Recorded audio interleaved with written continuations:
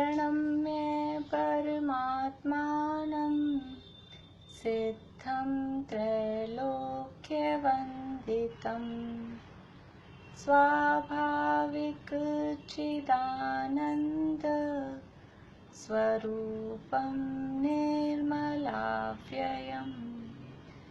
शुद्धजीवादिद्रव्याणां देशकं च जिनेश्वरम् द्रव्यसंग्रहसूत्राणां वृत्तिं वक्ष्ये समासतः जीवमजीवं दवं जिणवरवसहेण जीर्णनेतिष्ठं देविन्दविन्दवन्दं वन्दे तं सर्वदा शिरसा कहे जीव अजीव जिनवर वृषभ ने लोक में वे वन्द्य सुरपति वृंद से वंदन करूं कर जोड़ में तिक्काले चतुपाणा इंद्रिय बलमाउआण पाणोय व्यवहारा सो जीवो निश्चय दो दुचेतना जस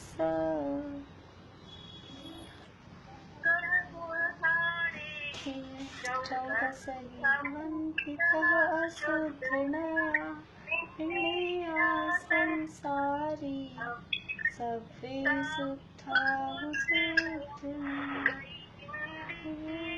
सुखाय जोगे कसाय तन सनलेसा भव्या सम्मत संहारे। बढ़िया। वृहद द्रव्य संग्रह में 13वीं गाथा के आधार पे 14 मार्गणाओं की चर्चा हमारी चल रही है। 14 मार्गणाओं के नाम, मार्गणाओं के नाम कौन बोलेंगे आज बताइए? नीलम भाभी बोलेंगे?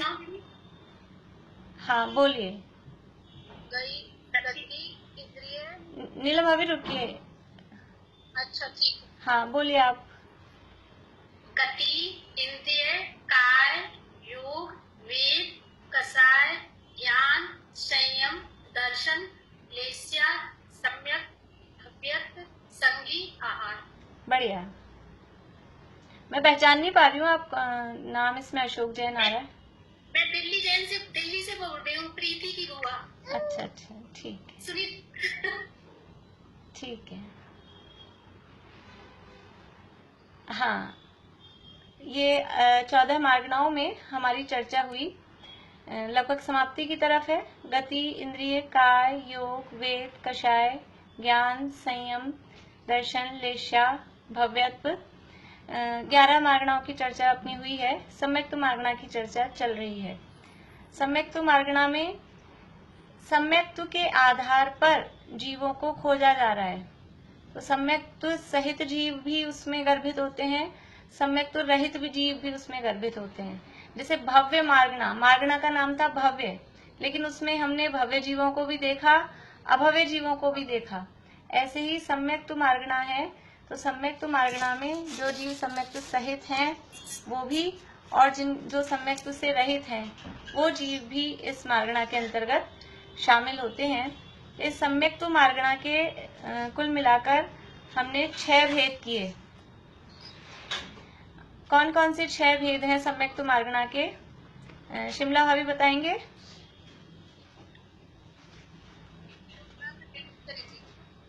हाँ जी। ठीक है ठीक है। हाँ, नीलम भाभी बोलिए। मिथ्या दृष्टि, साधन समय दृष्टि, और सम्यक मिथ्या दृष्टि, औपचारिक मिथ्या दृष्टि, शायोपचारिक मिथ्या दृष्टि, शायिक मिथ्या दृष्टि। आपने क्या बोला लास्ट के 3? औपशमिक मिथ्या दृष्टि नहीं। औपशमिक सम्यक दृष्टि। हाँ हाँ, औपशमिक सम्यक दृष्टि, शायोपशमिक सम्यक दृष्टि और शायिक सम्यक। हाँ, हो जाता है कभी कभी, ख्याल नहीं रहता, भाव तो वही था आपका।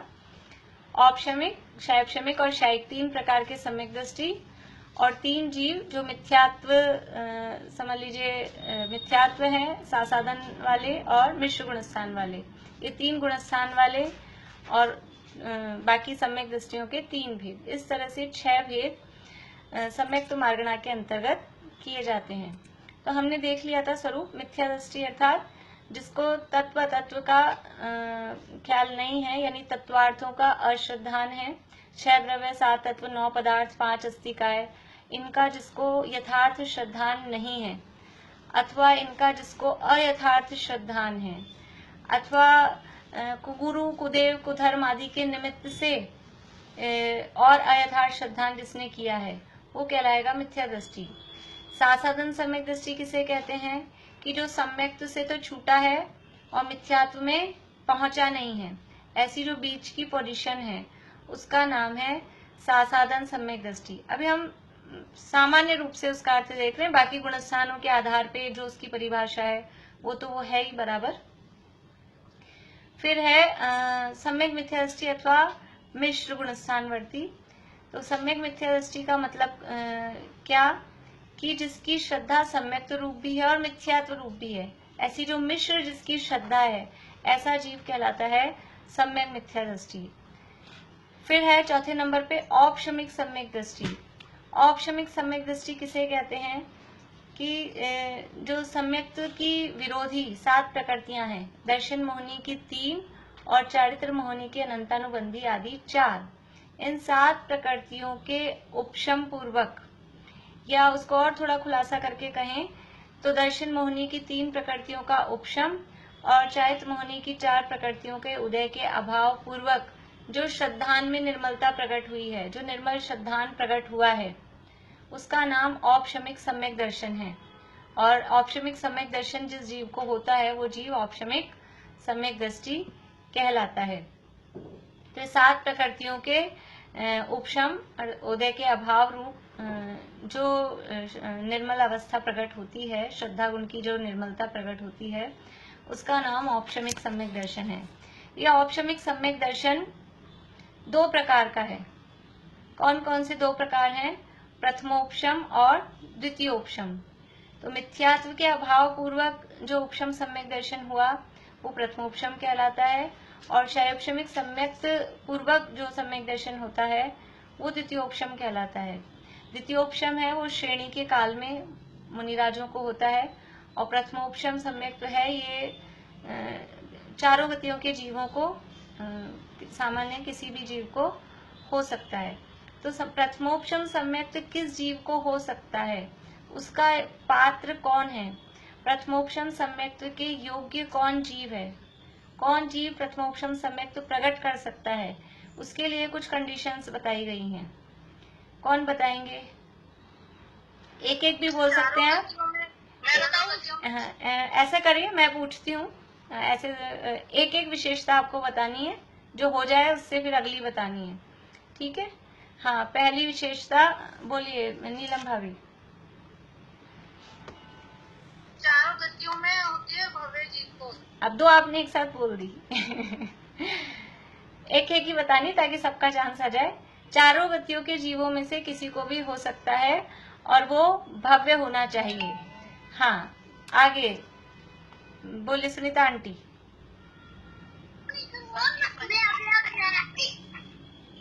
सुनीता आंटी बोलिए। हाँ जी,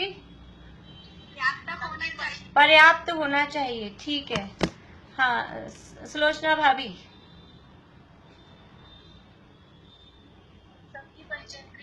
हाँ, संगी पंचेंद्रिय। हाँ आंटी, मनोरमा आंटी।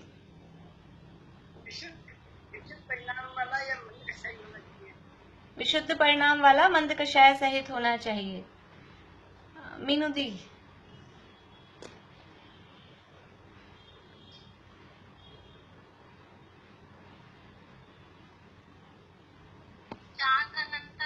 कषाय और 3 दर्शन मोहिनी, 1 खतर। का अभाव या उपशम हो गया। अभाव और उपशम हो जाएगा तो वो सम्यक दृष्टि हो जाएगा, फिर वो पात्र थोड़ी ना कहलाएगा। सम्यक दर्शन के पात्र के उसमें एक पॉइंट आप और जोड़ लीजिए। अच्छा है ये जो प्रश्न उठा उससे वो पॉइंट, मिथ्या दृष्टि होना चाहिए। सम्यक दर्शन का पात्र कौन है? प्रथमोपशम सम्यक्त्व का पात्र कौन है? ये मिथ्या दृष्टि होना चाहिए, जिसकी 7 प्रकृतियों का उपशम क्षय क्षयोपशम है, वो तो सम्यक दृष्टि है। सम्यक दृष्टि पहले से यदि कोई है वो प्रथमोपशम सम्यक्त्व का पात्र नहीं है। प्रथमोपशम सम्यक्त्व हमने उसमें देखा था ना, अंतर देखे हैं अभी अभी प्रथमोपशम और द्वितीयोपशम में। तो प्रथमोपशम किसको होता है? मिथ्यात्व के अभाव पूर्वक, यानी मिथ्या दृष्टि है पहले फिर होगा। और द्वितीयोपशम किसको होगा कि वो पहले से क्षयोपशम सम्यक दृष्टि है फिर होगा। तो प्रथमोपशम सम्यक्त्व के लिए ये भी एक क्वालिफिकेशन है। देखिए ऐसे तो मिथ्या दृष्टि को हर जगह है ना रिजेक्ट करते हैं, लेकिन यहाँ प्रथमोपशम सम्यक्त्व के लिए ये भी एक क्वालिटी है कि मिथ्या दृष्टि होना चाहिए। हाँ बोलो प्रीति। जागृत अवस्था में होना चाहिए। जागृत अवस्था में होना चाहिए, बढ़िया। मीना चाची। मैं बोलूं? चलिए बोलिए, आप बोलिए वर्षा अभी। 3 बड़ी निद्रा के उदय का उदय नहीं होना चाहिए। हाँ वो पॉइंट इसी में आ गया, जागृत होना चाहिए, उसी का अर्थ है 3 बड़ी। हाँ साकार ज्ञानोपयोग वाला होना चाहिए। साकार ज्ञानोपयोगी होना चाहिए, ये हुआ एक पॉइंट। और बोलिए आगे। बोलिए साधना जी, आप बोलिए। नहीं, चलिए भारती आंटी आप बोलेंगे। आपकी आवाज नहीं आ रही, आप अनम्यूट करिए। साधना आंटी, साधना आंटी आप अनम्यूट करिए, आपकी आवाज नहीं आ रही है। मैंने कहा मैं जो सोच रही थी वो सबने पहले पहले बोल दिया। अच्छा चलिए ठीक है। हाँ मीनू दी का तो हो गया। हाँ निशा आंटी का नहीं हुआ, निशा आंटी बोलिए।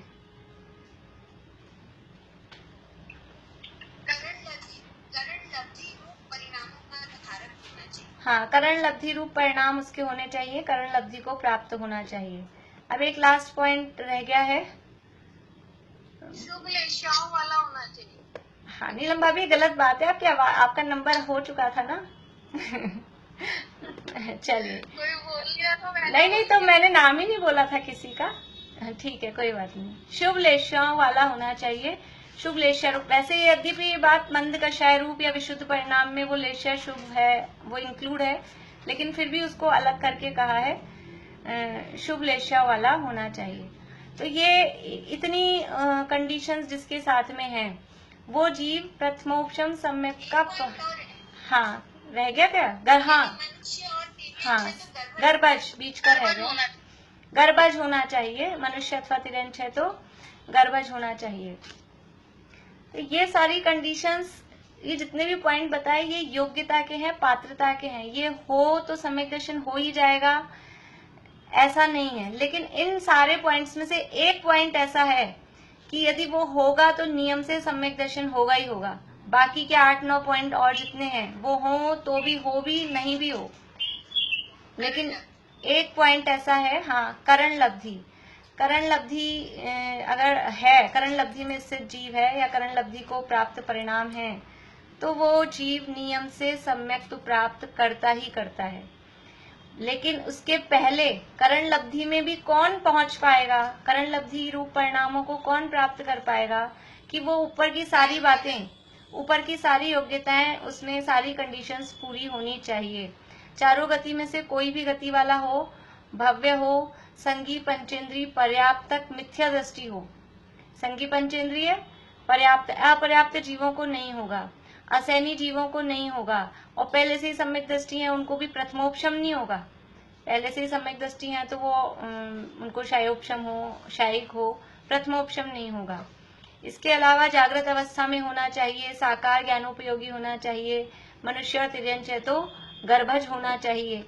यदि सम्मूर्छन मनुष्य है, गर्भज मनुष्यों की तो आयु श्वास के 18वें भाग है तो उनको तो होना संभव नहीं है, लेकिन जो सम्मूर्छन मनुष्य हैं, सैनी पंचेंद्रिय होते हैं, उनकी लंबी आयु भी होती है तो उनको भी सम्यक दर्शन तो हो सकता है, परंतु प्रथमोपशम सम्यक नहीं हो सकता। उनको यदि सम्यक दर्शन होगा जो सम्मूढ़ तिर्यंश हैं, तो उनको क्षयोपशम होगा। प्रथमोपशम सम्यक उनको नहीं हो सकता है। विशुद्ध परिणाम वाला होना चाहिए। ये क्या हुआ, बंद हो गई क्या ये? कनेक्टिंग हो गई। हाँ, वो एकदम कनेक्शन चला गया था। मेरा एक प्रश्न था। हाँ बोलिए। ये प्रथमोपशम सम्यक्त जो है, ये एक पर्याय में 2 बार हो सकता है ना? नहीं, एक पर्याय में 2 बार नहीं हो सकता, क्योंकि प्रथमोपशम सम्यक्त दोबारा होने के लिए असंख्यात वर्ष लग जाते हैं। क्योंकि उस दिन बताया था वो 3 टुकड़े होते हैं। प्रथमोपशम सम्यक्त में काम क्या होता है, थोड़ा बहुत शायद हमने गुणस्थान की चर्चा में या पहले कभी मुझे ध्यान है ऐसा हमने किया है चर्चा, कि वो 3 टुकड़े जब प्रथमोपशम सम्यक्त के लिए जब जीव प्रयास करता है, तो इधर ये मतलब दोनों का एक काल है। ये 3 टुकड़े हुए, ये सम्यक्त हुआ। ये करण लब्धि का अंतिम समय, करण लब्धि रूप परिणामों से वो अंतिम समय वो ऐसी चोट पड़ती है कि इधर वो 3 टुकड़े हो जाते हैं और वो सब उपशमित होते हैं और ये सम्यक दर्शन प्रकट होता है। तो वो दोबारा टुकड़े जुड़े, फिर उनको टुकड़े करने पड़े, तब वो दोबारा से प्रथमोपशम सम्यक्त हो। तो वो दोबारा टुकड़े जुड़ने में वो बहुत लंबा टाइम बीत जाता है, इसलिए प्रथमोपशम सम्यक्त बहुत जल्दी नहीं होता है। ये दोबारा मान लो असंख्य वर्ष बाद हो रहा है, तो फिर मिथ्यात्व होकर के फिर हो रहा है क्या? हाँ, मिथ्यात्व होगा तभी तो वो टुकड़े जुड़ जाएंगे आपस में। यदि प्रथमोपशम के बाद क्षयोपशम लिया और क्षयोपशम भी कंटिन्यू बना रहा तो क्षयिक हो जाएगा। कंटिन्यू लंबे समय तक सम्यक दर्शन बना रहता है तो वो औपशमिक का तो काल अंतर्मूर्ति है। औपशमिक सम्यक तो अंतर्मूर्त के बाद में उसको 2, 3, 4 रास्ते हैं, या तो वो क्षयोपशमिक कर ले, या फिर तीसरे में आ जाए, या दूसरे में आ जाए, या पहले में आ जाए। तो वो औपशमिक से क्षयोपशमिक हुआ, और अगर क्षयोपशमिक बना हुआ है, छूट नहीं रहा है, तो वो जल्दी क्षयिक भी बन हो जाता है। इस तरह का भी हम क्षयिक की देखेंगे कंडीशंस की किस जीव को होता है। तो वो क्षयिक होने के बाद तो 3 या 4 भाव में नियम से जीव मोक्ष जाता ही है, क्षयिक सम्यक दर्शन होने के बाद। और क्षयिक उपशम एक बार छूट गया, उपशम सम्यक एक बार छूट गया, हाँ, और फिर उसको सम्यक दर्शन मान लो उसी भाव में होना, तो क्षयोपशम नहीं होगा। क्षयोपशम ही होगा, बिल्कुल क्षयोपशम ही होगा। और द्वितीयोपशम सम्यक श्रेणी चढ़ते समय होगा ना? हाँ, श्रेणी चढ़ते समय। द्वितीयोपशम श्रेणी चढ़ते समय होगा, वो भी उपशम श्रेणी चढ़ते समय। यदि क्षयिक सम्यक है तो द्वितीयोपशम सम्यक तो नहीं होगा, यानी द्वितीयोपशम सम्यक। हाँ जी, जैसे भी कंडीशन बताए ना कि मिथ्या दृष्टि होगा तो ही उपशम सम्यक होगा। हाँ, तो जिसका उपशम होके छूट गया है तो उसको मिथ्या दृष्टि की मिलेगी। हाँ, हाँ, जिसका सम्यक चाहे प्रथमोपशम हो चाहे क्षयोपशम हो, अगर उसका छूट गया है तो सम्यक दर्शन छूट गया है तो उसको फिर मिथ्या दृष्टि ही कहेंगे। सम्यक दर्शन छूट गया है का मतलब क्या हुआ, हम अध्यात्म की तरफ से देखें तो वो जो आत्मा का अनुभव की जो परिणति थी वो परिणति छूट गई, वो हमको कम समझ में आता है। कर्मों की तरफ से हम देखें तो इस 7 प्रकृतियों का जो उपशम हुआ था, अथवा 7 प्रकृतियों का क्षयोपशम के लिए जो क्षयोपशम हुआ था, वो वापस से प्रकृतियां उदय में आ गई। जो उपशमित हुई थी या जिनका क्षयोपशम हुआ था, वो प्रकृतियां वापस में उदय में आ गई, तो वो कहलाएगा सम्यक तो छूट गया, क्योंकि अब वो उदय में आ गई हैं, तो वो सम्यक तो छूटा हुआ कहा जाता है, फिर मिथ्या दृष्टि कहा जाता है। मैं एक पूछ रही हूँ। हाँ, वो प्रथमोपशम में अगर वो मिथ्यात्व में जो 3 टुकड़े हुए हैं, तो वो जब तक नहीं जुड़ेंगे तब तक तो उसको सम्यक दर्शन है? नहीं, छूट सकता है। देखिए अभी प्रथमोपशम सम्यक हुआ किसी जीव को अभी इस समय, है ना, और वो 3 टुकड़े हो गए। अब वो 3 टुकड़े होने के बाद में ये अंतर्मूर्त काल होता है प्रथमोपशम का। अंतर्मूर्त काल बाद वो मिथ्यात्व में आ गया, तो मिथ्यात्व में आ गया, सम्यक दर्शन छूट गया, लेकिन टुकड़े 3 बने हुए हैं। टुकड़े 3 बने हुए हैं। हाँ, आप कुछ पूछ रहे हैं पहले? 3 बने हुए तो फिर से नहीं वापस से हो सकता है सम्यक दर्शन? वापस से होगा तो अब क्षयोपशम होगा। टुकड़े 3 हो गए ना, 3 टुकड़े हो गए तो अब उसमें क्षयोपशम होगा। हाँ, वही में क्षयोपशम तो हो सकता है ना? हाँ, शयोपशम तो हो, शयोपशम तो बिना, शयोपशम तो एक मिनट, शयोपशम तो बिना मिथ्यात्व में गए, ये औपशमिक सम्यक का काल पूरा हुआ और इसी से कन्वर्ट हो जाता है। औपशमिक से ही शयोपशम कन्वर्ट भी हो जाता है, मिथ्यात्व में आना ही जरूरी नहीं है। औपशमिक सम्यक का प्रथमोपशम का काल पूरा होए, फिर मिथ्यात्व में आए, फिर शयोपशम करे, ऐसा जरूरी नहीं है। प्रथमोपशम सम्यक का काल पूरा होते ही वो काल पूरा हुआ और सम्यक प्रकृति का उदय आ गया, तो सम्यक प्रकृति का उदय आया, बाकी 6 दबी भी हैं, तो वो प्रथमोपशम ही शयोपशम में कन्वर्ट हो जाता है। हाँ बोलिए साधना। कोई फिक्स काल है कि वो 3 टुकड़े मतलब कितनी देर उड़ेंगे या कितनी देर तक के रहेंगे, ऐसा कुछ फिक्स? असंख्यात वर्ष का टाइम बताते हैं, असंख्यात वर्ष पहले नहीं जुड़ते हैं, असंख्यात वर्ष लग जाते हैं उनको दोबारा जुड़ने में, ऐसा। जागृत अवस्था से क्या मतलब है दीदी? जागृत अवस्था का मतलब है सोते सोते नहीं होगा सम्यक दर्शन। जब भी प्रथमोपशम सम्यक होगा तो कोई सोचे कि नींदों में हो जाए, ऐसा नहीं होगा। ये 3 बड़ी निद्राएं बताई गई हैं, स्त्यान वृद्धि निद्रा, निद्रा प्रश्ला प्रश्ला, मतलब बहुत गहरी नींद है कि कुछ होश ही नहीं है। और कोई कहे, इस तरह के भी लोग होते हैं दुनिया में, हमको तो ऐसा लगता है ऐसी बात क्यों कर रहे हैं, पर इस तरह की मान्यता वाले भी लोग दुनिया में होते हैं जो ऐसा मान लेते हैं कि नींद में भी हो जाएगा। तो नींद में नहीं होता। प्रथमोपशम सम्यक तो कभी भी निद्रा वाली अवस्था में नहीं होगा, जागृत होगा। बिल्कुल समझ लीजिए पहली बार जब हो रहा है तो कोई ऐसा लेटा हो कि कैसे भी घूम रहा फिर रहा हो। शयोपशम सम्यक के लिए उतना एफर्ट नहीं करना पड़ेगा, लेकिन प्रथमोपशम है और उसमें उस मिथ्यात्व के 3 टुकड़े करने पड़ रहे हैं, अनादि मिथ्या दृष्टि है, पहली बार हो रहा है, तो उसको पूरा अलर्ट, जैसे हम लोग अब पहली बार हमने जूम यूज लिया तो कितना समझ लीजिए कॉन्शियस और कितने अलर्ट और क्या करना है, और अब क्या है, अब इजी गोइंग में हो जाता है, फटाफट कुछ नहीं लगता।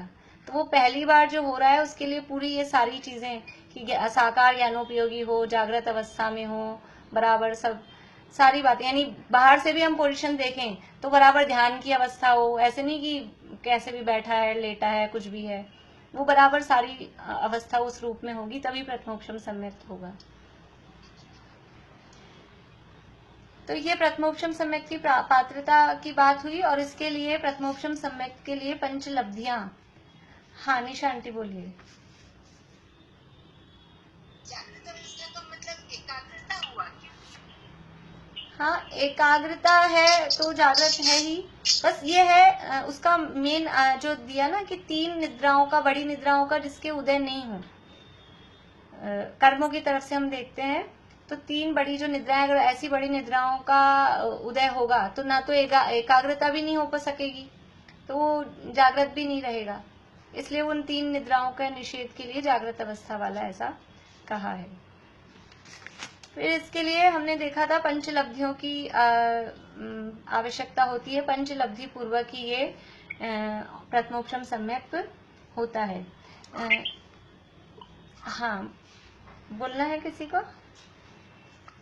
हाँ बोलिए रेखा। जागृत अवस्था का मतलब ये हो गया ना कि आत्मा में लीनता होगी या अपने में लीन होगा तभी होगा ना? हाँ आत्मा में लीन, यानी आत्मा का विचार चिंतन चल रहा है और आत्मा का विचार चिंतन चलते चलते फिर वो एकाग्रता पूरी आत्मा में होगी। जैसे कुछ लोग ध्यान में बैठते हैं, कुछ लोग ऐसे भी दिखेंगे आपको मंदिर में कि माला फेर रहे हैं, माला फेरते फेरते झोंटे आ रहे हैं, तो वो ऐसा ध्यान में बैठा है और उसको झोंटे आ रहे हैं नींद के, और फिर सोचे कि सम्यक दर्शन हो जाएगा, ऐसा नहीं। जागृत अवस्था वाला यानी बिल्कुल कॉन्शियस होना चाहिए, अलर्ट होना चाहिए। ऐसा नहीं कि बैठे तो हैं ध्यान में लेकिन अंदर से कुछ प्रमाद आ रहा है, नींद के झोंटे आने लगे हैं, इस तरह की अवस्था नहीं होनी चाहिए। 5 लब्धियां हमने देखी थी, तो शयोपशम लब्धि, तो शयोपशम जो हमने पढ़ा, ज्ञानावरण का शयोपशम, दर्शनावरण का शयोपशम, इस शयोपशम और शयोपशम लब्धि एक ही चीज है क्या?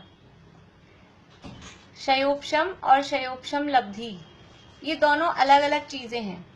शयोपशम तो जो ज्ञानावरण कर्म का शयोपशम है वो सभी जीवों को है, 1 इंद्रिय से लेके 5 इंद्रिय तक को सबको यथा योग्य है, पहले गुणस्थान से लेके 12वें गुणस्थान तक वो क्षयोपशम ज्ञानावरण आदि कर्मों का, ज्ञानावरण दर्शनावरण अंतराय कर्मों का क्षयोपशम सबको पाया जा रहा है।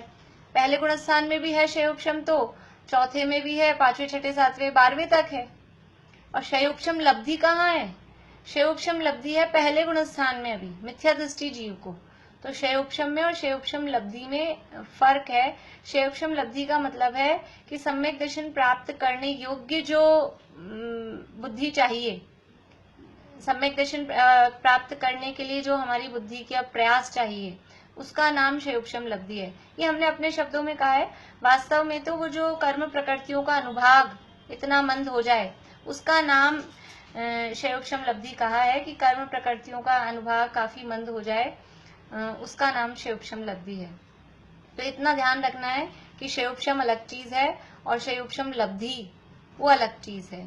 क्षयोपशम तो हमको जन्म से मिला हुआ है, लेकिन क्षयोपशम लब्धि जन्म से नहीं है। जब हम सम्यक दर्शन प्राप्त करने के लिए उद्यत होते हैं, तब उसको क्षयोपशम लब्धि कहा जाता है।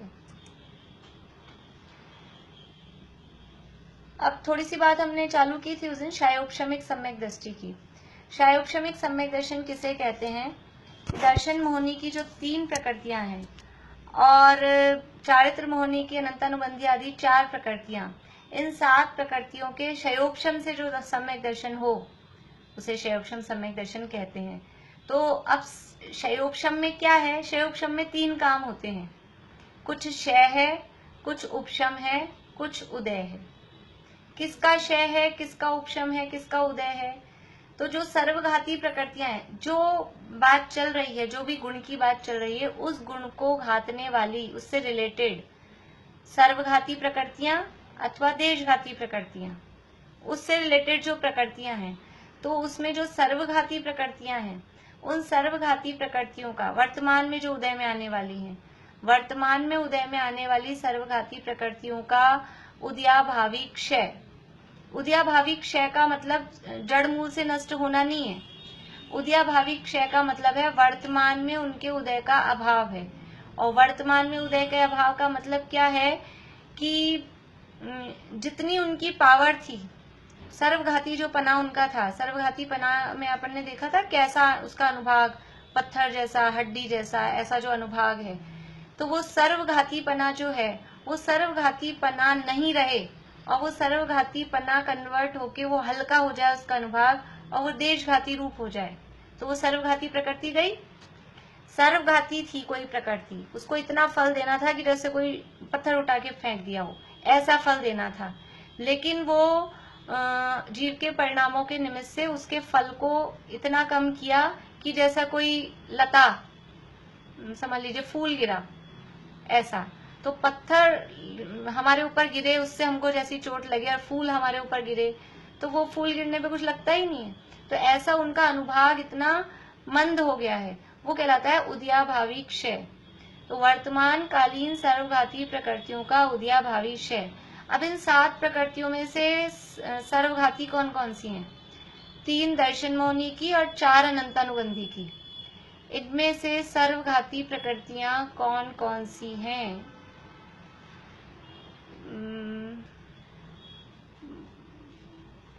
बोले प्रीति, बोलो।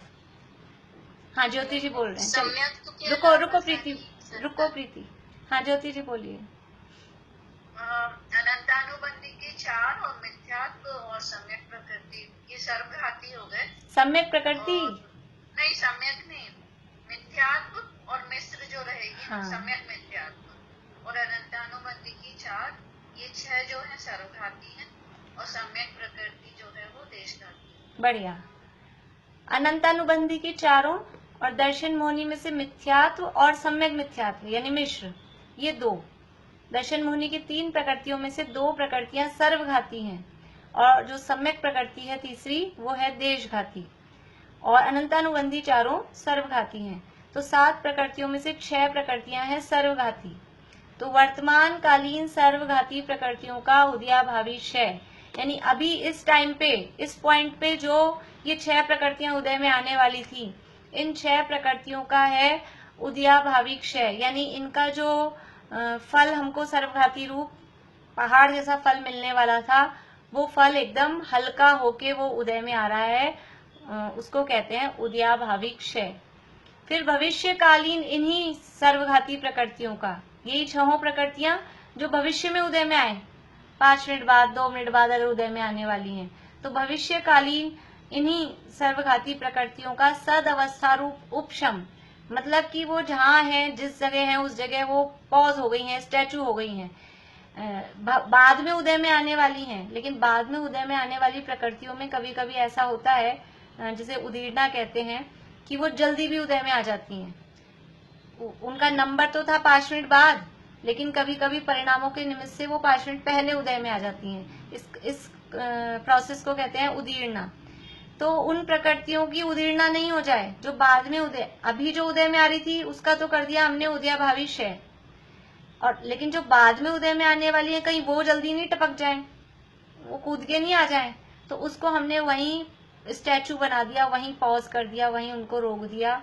वो कहलाता है भविष्यकालीन सर्वघाती प्रकृतियों का सद अवस्था रूप, जिस अवस्था में है उस अवस्था रूप उपशम, उनको वहीं पे दबा दिया है, वहीं उनको रोक दिया है।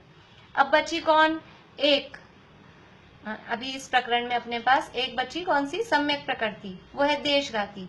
तो वर्तमान कालीन जो देशघाती प्रकृति है यानी सम्यक प्रकृति है, उसका उदय।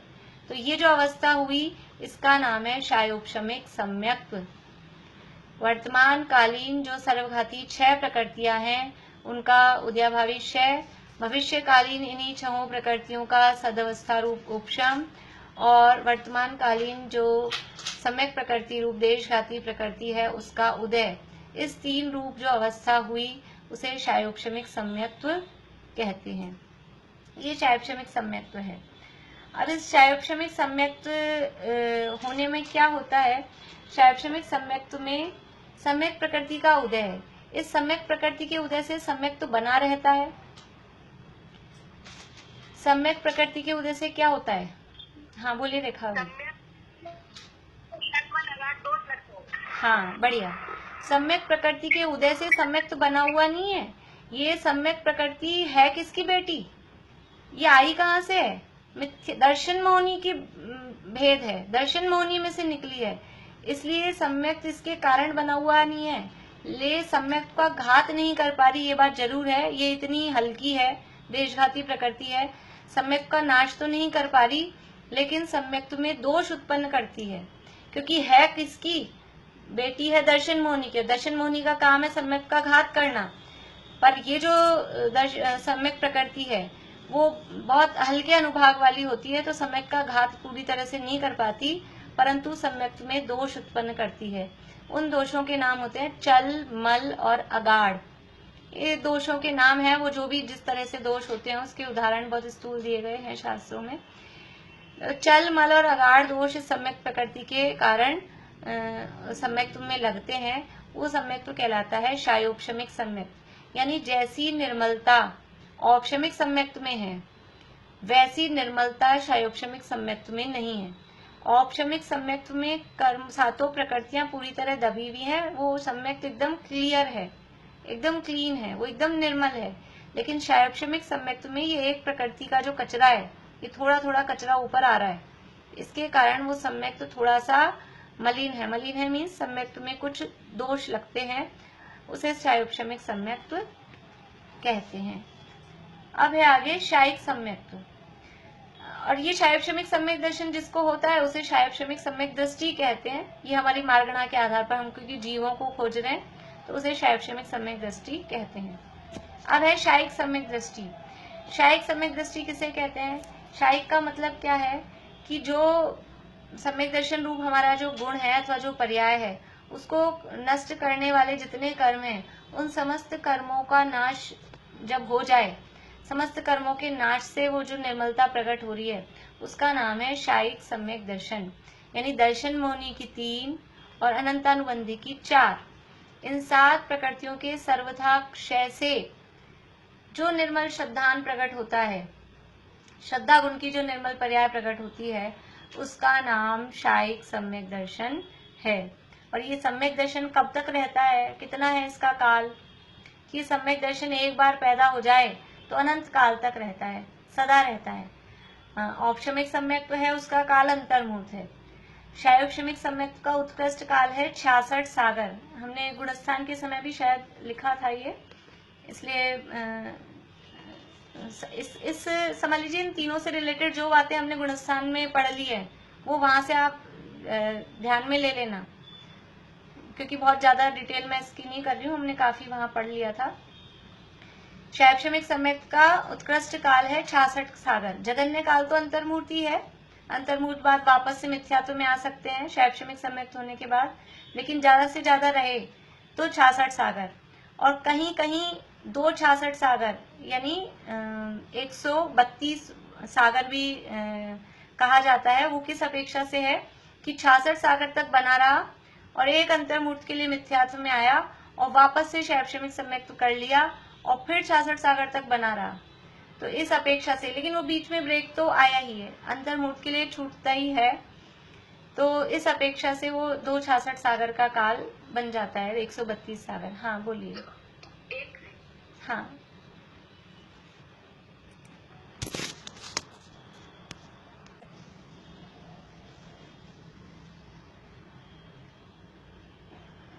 हाँ बोलिए। मैं कह रही शायोग श्रमिक के बाद में शायोग सम्यक्त कितने देर, मतलब क्या उसका प्रोसेस होता है, कितने देर बाद हो सकता है? अंतर्मूर्त बाद ही हो सकता है। प्रथमोपश अंतर्मूर्त मीन्स प्रथम, जैसे ही शायोग श्रमिक हुआ अंतर्मूर्त काल शायोग श्रमिक रहे और तुरंत ही शायोग भी हो सकता है। पर अभी इस काल में नहीं होगा ना? हाँ इस काल में नहीं होगा, अभी उसकी कंडीशंस हम अभी देखेंगे, शायोग सम्यक्त कब होता है, किसको होता है, अभी नहीं हो सकता है। यानी कोई जीव मोक्ष जाना चाहे, अनादि मिथ्या दृष्टि है और कोई मोक्ष जाना चाहे और अभी आज तक सम्यक दर्शन प्रकट नहीं किया और अभी उसको मोक्ष मार्ग का पुरुषार्थ जागृत हो, उसको ऐसा विचार आए, अंतर्मूर्त में तो सारा काम हो सकता है, मोक्ष भी जा सकता है अंतर्मूर्त में। वो जो भी कंडीशंस हैं वो पूरी हो जाए, वो बाहर की बात अलग है। लेकिन यदि जीव पुरुषार्थ करे, ये कर्मों की कुछ ताकत नहीं है, जीव में इतनी ताकत है, अनादिकाल से कर्मों ने बांध रखा है, इतने इतने सारे कर्म हैं और 70 कोड़ा कोड़ी के हैं, वो सब अंतर्मूर्त में पूरी हो सकती हैं। बस जीव को एक बार ठान ले, वो एक बार तैयार हो जाए कि मुझे करना है, ऐसा है।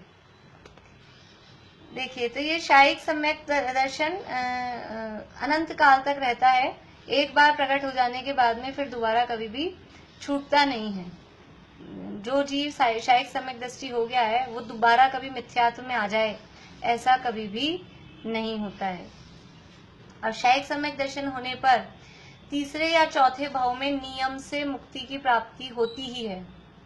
तीसरा भाव मीन्स इस भाव में शायिक सम्यक दर्शन हुआ, ये भाव पहला गिन लेंगे। दूसरे भाव में स्वर्ग में गया, क्योंकि शायिक सम्यक दर्शन हुआ है, सम्यक दृष्टि है, तो सामान्य परिस्थितियों में देवगति में जाएगा। स्वर्ग में गया और फिर आया, और बस आया और मोक्ष, ये तीन हो गए, ये पहला वो दूसरा और फिर आ गया वो तीसरा। ये तीसरे भाव में नियम से मोक्ष जाता ही है।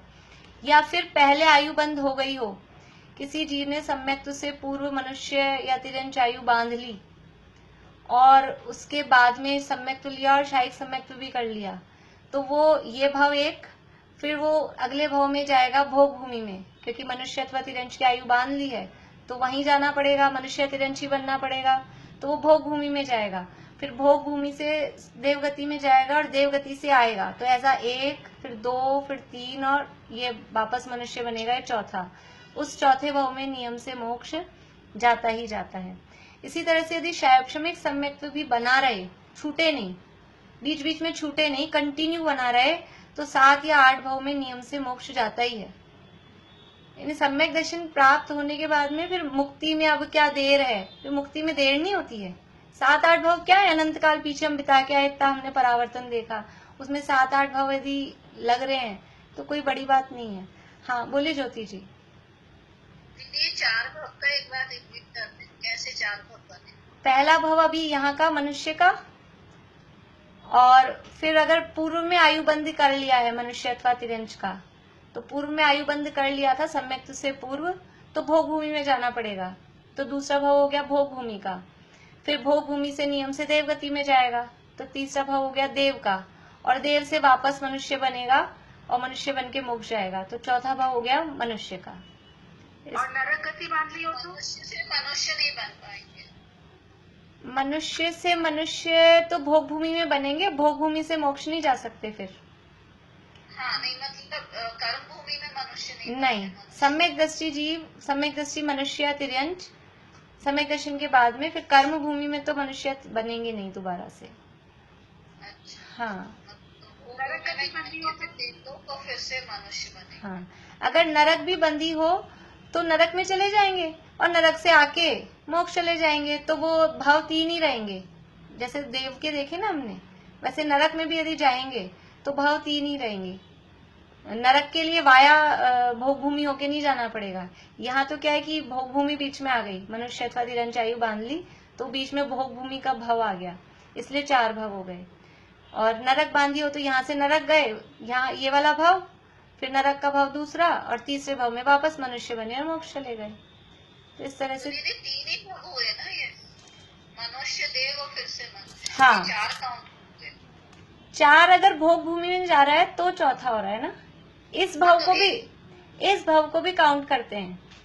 अभी ये वाले भाव को भी काउंट करते हैं। अभी काउंट करने का तरीका है, हम अपनी तरह से काउंट करें तो हम कह देंगे कि एक भाववादी मोक्ष जा रहा है, ऐसा भी कह सकते हैं ना अपन। बस एक भाव देव का हुआ और अगले उस भाव में तो मोक्ष जा ही रहा है। ये तो कहने की देखने की स्टाइल है, पर शास्त्रों में ऐसा ही वर्णन मिलता है। इसी तरह से शास्त्रों में कहा गया है कि 3 भाव या 4 भाव। तो कंफ्यूजन था हमेशा काउंटिंग का ना, कि 4 भाव कैसे काउंट हो रहे हैं। वो इस भाव को भी काउंट करते हैं और जिस भाव में मोक्ष जा रहे हैं उस भाव को भी काउंट करते हैं। तो वो दोनों को काउंट करने से फिर वो भाव इस तरह से हो जाते हैं। Okay, thank you. हाँ, अब ये शायिक सम्यक दर्शन कौन प्राप्त कर सकता है, इसकी क्या पात्रता है? देखिए, शायोक्षमिक की क्या पात्रता है, हमने शायोक्षमिक की तो पात्रता ही नहीं देखी। शायोक्षमिक सम्यक दर्शन के लिए क्या हमको एलिजिबिलिटी चाहिए कि केवल उसको हाँ बोलिए निशांटी। हाँ, छूटेगा ये जरूरी नहीं है, यानी उसको वो अनादि मिथ्या दृष्टि नहीं होना चाहिए। एक बार कभी ना कभी या तो अभी प्रथमोपनिषद सम्यक दृष्टि हो अथवा साधी मिथ्या दृष्टि हो, जिसके 3 टुकड़े मिथ्यात्व के हो चुके हैं, वो शायोक्षमिक सम्यक्त्व कर सकता है। उसके लिए ऐसा और कोई विशेष नियम कानून नहीं है। अब शायिक सम्यक दृष्टि की क्या पात्रता है, तो पहली बात तो शायोक्षमिक सम्यक दृष्टि हो। शायोक्षमिक सम्यक दृष्टि ही शायिक सम्यक दर्शन कर सकता है, तो शायोक्षमिक सम्यक दृष्टि हो। उसके बाद में कर्म भूमि का मनुष्य हो, मनुष्य हो मतलब पुरुष हो। पुरुष मीन्स द्रव्य वेद पुरुष का होना चाहिए, बाहर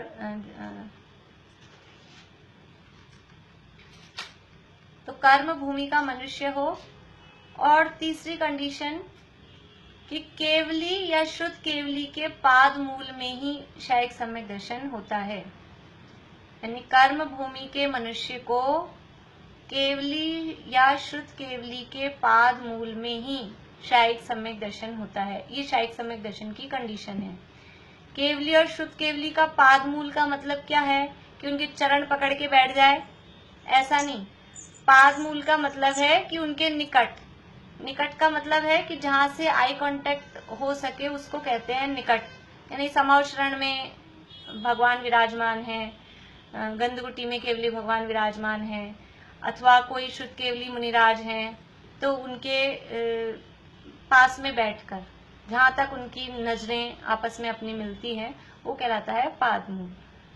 तो कर्म भूमि के मनुष्य को केवली और शुद्ध केवली के पाद मूल में ही शायिक सम्यक दर्शन होता है। ये होता है, देखिए इसमें भी 2 बातें हैं शायिक सम्यक दर्शन के अंतर्गत। प्रारंभ, ये जो अभी हमने कंडीशन देखी ना, ये शायिक सम्यक दर्शन की स्टार्टिंग, शायिक सम्यक दर्शन का प्रारंभ कौन कर सकता है, ये स्टार्टिंग करने की कंडीशन है। मतलब शायिक सम्यक दर्शन स्टार्ट हो गया और वो पूरा हो रहा है काम, उसका प्रोसेस, और वो पूरा होने के पहले भी बीच में भी ऐसा हो सकता है कि जीव का मरण हो जाए, ऐसा भी पॉसिबल है। शायिक सम्यक दर्शन की जो प्रक्रिया है वो प्रक्रिया देखिए शायिक सम्यक दर्शन के लिए हम थोड़ी सी कल बात कर लेंगे, अभी टाइम कम है, उसकी क्या प्रक्रिया है। लेकिन अभी इतना समझ लीजिए कि शायिक सम्यक दर्शन का काम चालू किया शायिक सम्यक दर्शन के लिए, और काम चालू करने के बाद में मरण हो जाए और वहां मरकर जहां पहुंचे वहां जाके काम पूरा कर ले। कितने यानी जीवों के परिणाम और किस तरह का पुरुषार्थ है कि अभी तो मरा है, मरते मरते इतने विशुद्ध परिणाम, और वहां जाके जन्म लिया ही है। अपने को लगता है जन्म लेते ही कोई आदमी सम्यक दर्शन कर सकता है, वो जन्म लेते ही वो काम वापस से अपना पर्याप्तता पूरी हुई और वो काम पूरा कर ले। तो ये अभी जो हमने कंडीशन देखी है, ये है वो शायिक सम्यक दर्शन की स्टार्टिंग कौन कर सकता है। शायिक सम्यक दर्शन प्राप्त करने की स्टार्टिंग, यानी शायिक सम्यक तो प्रारंभ करने वाला जीव, वो कौन हो सकता है? कर्म भूमि का मनुष्य, और वो केवली शुद्ध केवली के पाद मूल में स्थित हो, वही शायिक सम्यक दर्शन का प्रारंभ स्टार्टिंग कर सकता है। लेकिन अब पूर्णता कौन करे? यदि उसका मरण हो जाए और वो दूसरी गति में पहुंचेगा, मनुष्य मरा है और सम्यक दृष्टि है, शैक्षणिक सम्यक दृष्टि है ही पहले से, तो नियम से जहां तक है देवगति में ही जाएगा, तो वो देवगति में जाके उसकी पूर्णता कर सकता है क्या? तो पूर्णता के लिए नियम है कि चारों गतियों में पहुंचकर पूर्णता कर सकते हैं। यानी प्रारंभ करने वाला तो नियम से कर्म भूमि का मनुष्य ही होगा, और वो केवली शुद्ध केवली के पाद मूल में ही प्रारंभ करेगा। लेकिन यदि ऐसी पोजीशन बने कि उसका मरण हो जाए, तो उसकी पूर्णता चारों गतियों के जीवों में या चारों गतियों में उसकी पूर्णता हो सकती है।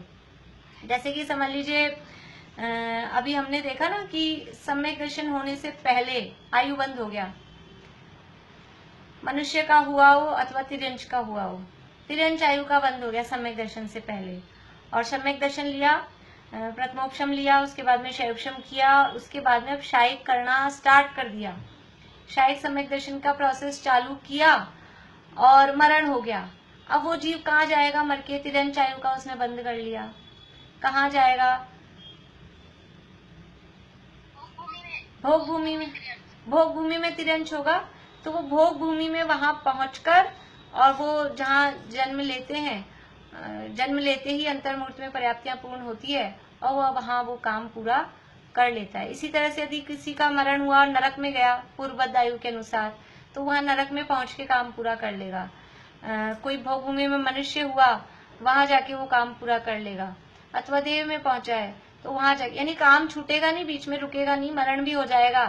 यानी ये सम्यक दर्शन का ये काम ऐसा है क्योंकि जीव का खुद का काम है, जीव का खुद की अवस्था है, स्वयं के गुणों की पर्याय है, तो मृत्यु भी उसको नहीं रोक सकती है। सम्यक दर्शन की ये प्राप्ति का काम एक बार शुरू किया, और सारी चीजें तो यहीं की यहीं पड़ी रह जाएंगी। जितना रुपया पैसा धन दौलत जो इकट्ठा कर रहे हैं वो सब तो यहीं छूट जाएगा। लेकिन ये सम्यक दर्शन प्राप्त कर लिया, मरते मरते भी हमने काम चालू कर दिया। हम सोचे कि अब क्या करें, इतनी उम्र तो बीत गई, 60 साल के हो गए, 80 साल के हो गए, मरने ही वाले हैं। मरते मरते भी यदि हमने काम चालू कर दिया तो वो काम पूरा होगा ही होगा, अगले भाव में भी जाके पूरा होगा। और ऐसे ही जो संस्कार अभी हमारे साथ में है, ये संस्कार भी इसी तरह से अगले भाव में हमारे साथ जाने वाले हैं, इसके अलावा और कुछ जाने वाला नहीं है। बाकी जितना जो पुद्गल इकट्ठा कर रहे हैं वो सब यहीं रह जाएगा। हाँ जी, वो किसी भी गति में जाएगा, वहाँ वो पूर्णता हो जाएगी उसकी। हाँ, सम्यक दर्शन की। हाँ, वो जो भी उसको आयु बंद हुआ होगा ना, आयु बंद पहले हो ही गया होगा क्योंकि मरण का काल अभी आ गया है, तो आयु बंद पहले हो ही गया होगा, तो जो भी आयु का बंद हुआ होगा उसके अनुसार जिस भी गति में जाएगा वहां जाके वो पूर्णता हो जाती है। तो ये शायिक सम्यक के संबंध में स्टार्टिंग करने का और पूर्णता करने का ये थोड़ा सा नियम अलग है। पहले स्टार्टिंग कौन कर सकता है? स्टार्टिंग तो मनुष्य ही कर सकता है कर्म भूमि का, लेकिन पूर्णता कोई भी। हाँ बोलिए मीनू दी। नहीं, स्त्रियां शायद समाव शरण में होती हैं स्त्रियां, लेकिन स्त्रियों में उतना पुरुषार्थ नहीं हो पाता है कि शायद सम्यक कर सकें। भाव वेदी, देखिए उसमें मैं अभी ज्यादा आपको डिटेल में नहीं डाल रही हूँ। वो भाव वेद होता है, अगर भाव स्त्री वेद है तो कर सकता है, लेकिन द्रव्य स्त्री वेद है तो नहीं कर सकता है, ऐसा उसमें फर्क रहता है। दूसरे भाव में जाने के बाद में वो 8 वर्ष का समय तो पूरा करना पड़ेगा उसको। उसके बाद ये 8 8 वर्ष का काल तो मनुष्यों के लिए है, देवों में, नारकियों में, अंतर्मूर्त में हो जाता है। और मनुष्यों में भोग भूमि में भी अलग नियम है। भोग भूमि में भी वो नया सम्यक्त प्रकट करने की बात है। यहाँ तो सम्यक्ति तो है ही, उसको शायिक बनाने का प्रोसेस चल रहा है, तो उसके लिए वो कोई नियम लगेंगे ही नहीं। भोग भूमि में 35 दिन बाद, 21 दिन बाद, ये जो नियम है वो नियम भी वहां नहीं लगेंगे, क्योंकि वो पहले से ही सम्यक्ति तो है, उसको कन्वर्ट कर रहे हैं शायिक में, तो वो काम बराबर तभी पूरा हो जाएगा। क्योंकि काम तो अभी चालू किया है, फिर वो उसके लिए 21 दिन या 35 दिन वेट करे, तब तक तो वो हो ही जाएगा मामला ही। तो वो परिणाम क्योंकि अभी चल रहे हैं ना, जो विशुद्धि चाहिए वो बराबर उसी समय हो जाएगा। चलिए अभी यही पूरा करते हैं। जैसे अभी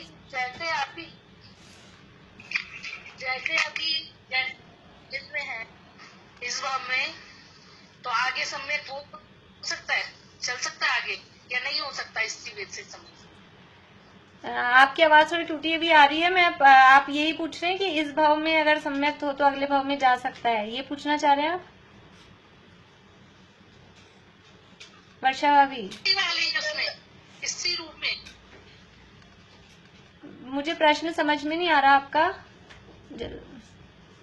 पता नहीं, मेरे में प्रॉब्लम है। चलिए आप मुझे व्हाट्सएप पे लिख के डाल दीजिएगा या वॉइस मैसेज कर दीजिएगा, मैं फिर देखती हूँ। अभी टाइम अपना हो रहा है। जय जिनेंद्र सभी को।